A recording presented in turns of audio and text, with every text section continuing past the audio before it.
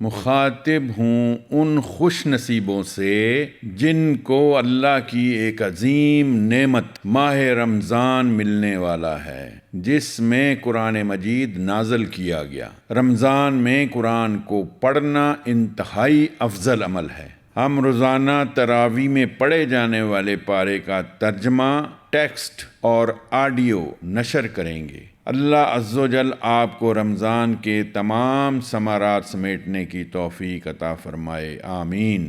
شہر رمضان الذی انزل فیہ القرآن، ارے رمضان کا مہینہ وہ مہینہ ہے، کون سا مہینہ ہے؟ جس میں قرآن نازل کیا گیا۔ اللہ اکبر! فرمایا جو لوگوں کے لیے سراسر ہدایت ہے، اس میں ہدایت کی کھلی نشانیاں ہیں اور حق و باطل کے درمیان یہ فرق کرتا ہے۔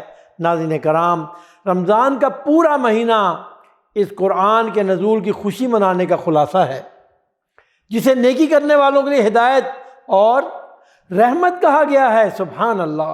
رمضان میں قرآن نازل فرمایا جو انسانی زندگی کو اچھائی اور فضیلت کی راہ پر گامزن کرتا ہے اور انسانی روح کو برائی اور گناہ سے بچاتا ہے۔ اللہ اکبر!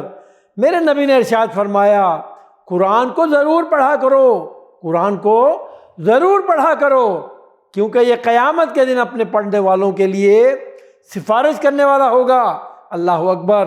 ناظرین کرام، جناب رسول اللہ صلی اللہ علیہ وسلم نے اپنی مبارک زندگی کے آخری رمضان میں دو مرتبہ قرآن کریم کو ختم فرمایا۔ مسلمانوں کو رمضان میں کم از کم ایک بار پورا قرآن پڑھنے کی ضرور کوشش کرنی چاہیے، کیونکہ اللہ رب العالمین قرآن کریم میں ارشاد فرماتے ہیں، اور قرآن کو خوب ٹھہر کر پڑھا کرو، قرآن کو خوب ٹھہر کر پڑھا کرو۔ اور اس کی تفسیر میں امام ابن کثیر رحمہ اللہ تعالیٰ فرماتے ہیں کہ اس کا مطلب یہ ہے کہ قرآن کو آہستہ آہستہ پڑھا کرو، کیونکہ اس سے قرآن کو سمجھنے اور اس پر غور کرنے میں، تدبر کرنے میں، سمجھنے میں مدد ملے گی۔ اللہ اکبر! نبی کریم صلی اللہ علیہ وسلم اسی طرح تلاوت فرماتے تھے۔ اگرچہ سنت پر عمل کرنے کے لیے رمضان المبارک میں قرآن کریم مکمل کرنا بہرحال ضروری ہے، لیکن ہمیں سمجھ کر خوب غور و فکر کے ساتھ اس کی تلاوت کرنی چاہیے تاکہ ہم اصل مقصد کو حاصل کر سکیں۔ نبی کریم صلی اللہ علیہ وسلم نے فرمایا، روزہ جو ہے ایک دن رکھو اور ایک دن چھوڑو، اور ایک ماہ میں ایک بار پورا قرآن پڑھنا چاہیے۔ ناظرین کرام، ہمیں اللہ کے احکام اور اس کے قوانین کو اپنی زندگی میں کیا کرنا ہے؟